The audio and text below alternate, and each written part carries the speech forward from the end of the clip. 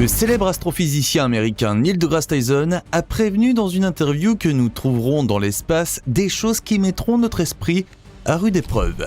Voyager 1 a découvert 775 objets inconnus volant dans l'espace et ils sont étonnants.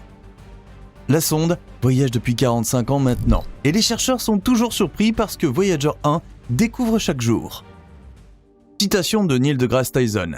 Et une fois que tu es en dehors de la zone, il n'est pas certain que beaucoup de choses changent pour toi. Parce que tu es en quelque sorte en train d'errer dans l'espace interstellaire à ce moment-là. Et si nous trouvons autre chose que rien, alors ce sera intéressant. Voyager 1 a franchi le seuil du système solaire vers l'espace interstellaire en août 2012. Et les paroles de Neil deGrasse Tyson nous rappellent que nous ne savons encore pratiquement rien de cet espace. Tout ce que nous pourrons trouver là-bas sera une grande surprise et de l'ordre de l'inconnu. Pour la première fois, nous obtenons des données de mesure d'une sphère mystérieuse. Le milieu interstellaire remplit les plus grandes parties de l'univers. Les espaces vides entre les étoiles sont si vastes qu'il nous est difficile d'en imaginer les dimensions. Bien que les scientifiques aient passé les dernières décennies à réfléchir à ce à quoi pourrait ressembler ce milieu interstellaire et à ce qu'il est, c'était une première absolue lorsque Voyager 1 a envoyé pour la première fois des données en provenance de cet espace. Les sondes spatiales jumelles Voyager 1 et 2 explorent l'espace ensemble depuis maintenant plus de 40 ans. Leur mission principale était à l'origine d'explorer Jupiter et Saturne. En fait, ce n'est qu'une courte mission.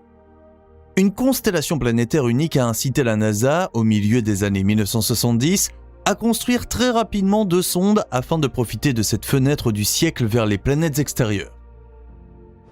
La position de Jupiter, Saturne, Uranus et Neptune à la fin des années 1970 et jusqu'au milieu des années 80 ne se produit que tous les 175 ans et cette fenêtre unique a permis d'envoyer des sondes extrêmement loin avec un minimum de carburant. L'itinéraire a été calculé de façon à ce que chaque planète dépassée par les 2 sondes leur donne un nouvel élan grâce à une manœuvre gravitationnelle. Le champ de vol jusqu'à Neptune a ainsi été réduit de 30 à seulement 12 ans. Voyager 1 et 2 ont été assemblés à la hâte et lancés dans l'espace depuis le port spatial de Cap Canaveral à l'été 1977. Les sondes étaient censées durer 5 ans et la NASA tremblait que ces 2-là n'atteignent même pas leur première destination. Les 2 sondes ont volé si infailliblement et rempli leur mission si excellemment que peu après le lancement, la NASA a envisagé de faire de la mission 2 planètes une mission 4 planètes. Plus de 10 000 trajectoires étaient disponibles pour la visite de Voyager 1 à Jupiter, et la NASA a opté pour un survol rapproché de la Lune Io et pour la trajectoire autour de Saturne. Titan a été choisi comme une autre cible. Après l'exploration réussie de Saturne par Voyager 2, il a été valablement décidé que le vaisseau spatial était suffisamment en forme pour voler jusqu'à Uranus. La NASA a demandé des fonds supplémentaires pour poursuivre la mission et planifier déjà le survol d'Uranus pour ramener Voyager 2 à Neptune rapidement et facilement. Voyager 2 a atteint Uranus bleu pâle le 24 janvier 1986, l'a photographié pour la première fois et a examiné les lunes d'Uranus, son champ magnétique et ses fins anneaux. Voyager 1 était déjà en route vers les confins du système solaire. Le deuxième objectif de la mission de cette sonde était également très clair, atteindre l'héliopause. Cette frontière magique entre la fin de l'influence magnétique du Soleil et le début de l'espace interstellaire est une zone pleine de mystères scientifiques non résolus. 3 ans et demi seulement après la toute première visite d'Uranus, Voyager 2 a atteint Neptune. Le 25 août 1989, la géante gazeuse d'un bleu profond est apparue pour la première fois sous les yeux des scientifiques dans toute sa splendeur. La sonde a détecté une activité géologique inhabituelle sur Neptune, trouvé une grande tache sombre similaire à la tache rouge de Jupiter et mesuré des vents extrêmement forts à la surface. Aujourd'hui, nous savons que nulle part ailleurs dans le système solaire, les tempêtes ne font rage aussi violemment que sur Neptune. Pendant ce temps, Voyager 1 s'approchait de l'héliopause à une vitesse d'environ 520 millions de kilomètres et sur une trajectoire d'environ 35 degrés au-dessus du plan de l'écliptique. Le 25 août 2012, la sonde a traversé la bordure extérieure du système solaire. À la fin de sa mission vers Neptune, Voyager 2 a pris un cap à un angle d'environ 48 degrés au-dessus de l'écliptique pour atteindre également le bord du système solaire. Avec une vitesse de 470 millions de kilomètres par an, elle voyageait légèrement plus lentement que sa jumelle identique. Tout au long du vol, les sondes ont mesuré leur environnement, scanné des particules et détecté des sources de rayonnement ultraviolet. Après la fin définitive de la mission principale, la NASA a annoncé que les deux sondes avaient découvert, photographié et étudié plus de 775 objets, caractéristiques et planètes inconnues au cours du survol. Le mystère de l'espace interstellaire. Peux-tu imaginer un espace qui n'a probablement ni de début ni de fin, qui remplit des milliards de kilomètres de distance entre les étoiles individuelles et qui constitue le véritable mystère de l'univers? Bienvenue dans le milieu interstellaire.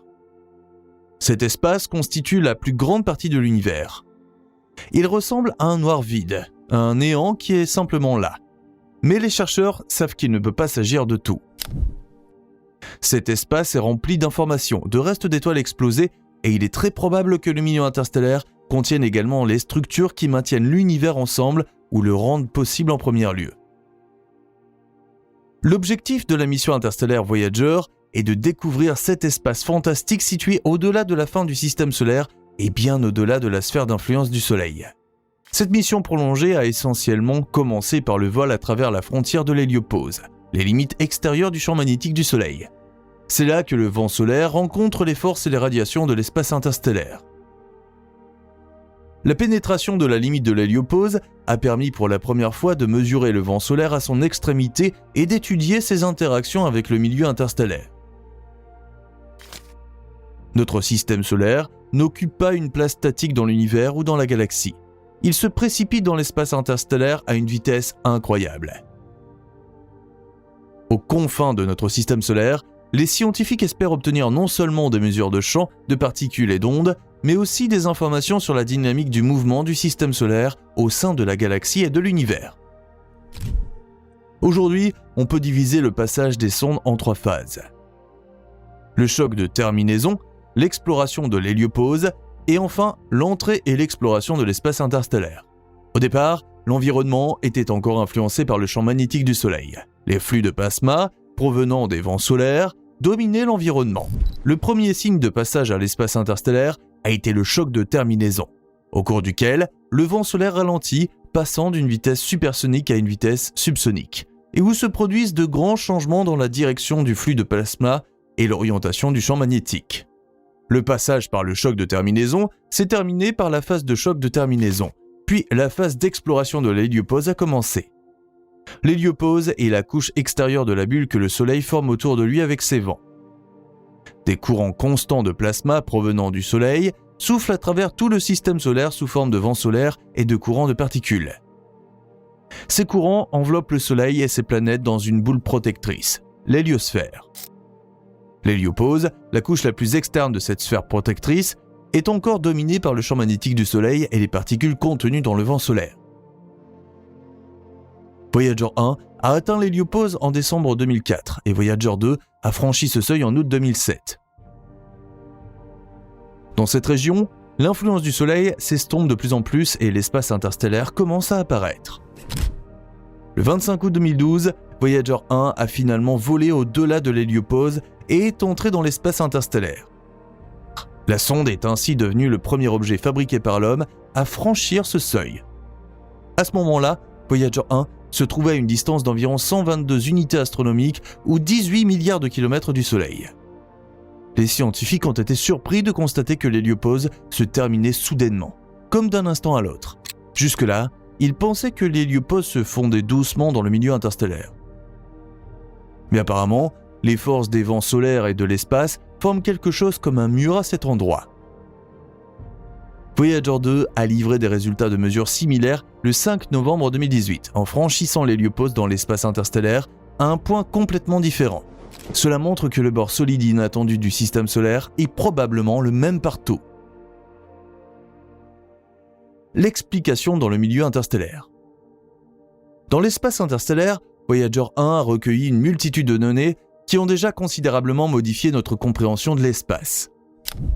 La mesure des ondes de plasma dans l'espace interstellaire a montré que l'espace entre les étoiles est plus dense que prévu. Le plasma qui s'y trouve est constitué de gaz ionisés et constitue un bon indicateur de l'activité et de la dynamique globale du milieu interstellaire. Les mesures ont montré que la densité du plasma interstellaire est d'environ 0,05 particules par centimètre cube, ce qui est plus élevé que dans les régions extérieures du système solaire.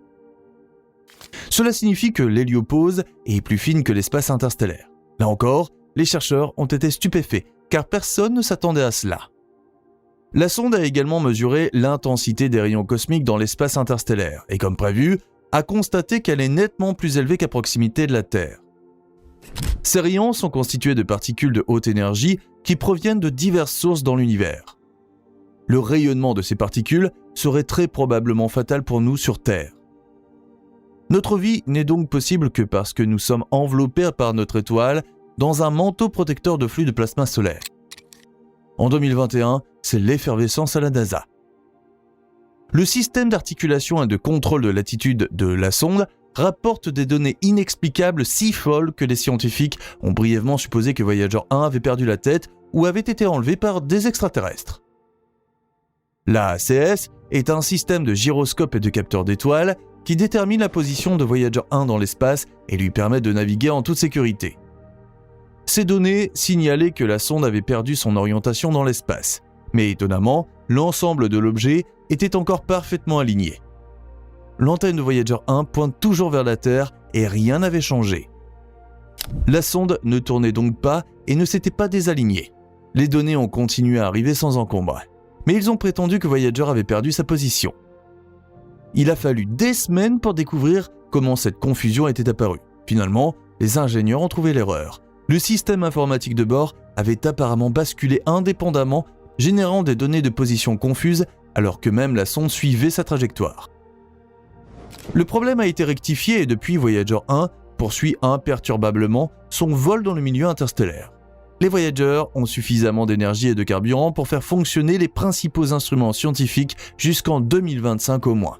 À cette date, Voyager 1 se trouvera à environ 22,1 milliards de kilomètres du Soleil et dans environ 40 000 ans, Voyager 1 atteindra l'étoile AC+793888 dans la constellation de la Girafe après 1,6 années-lumière.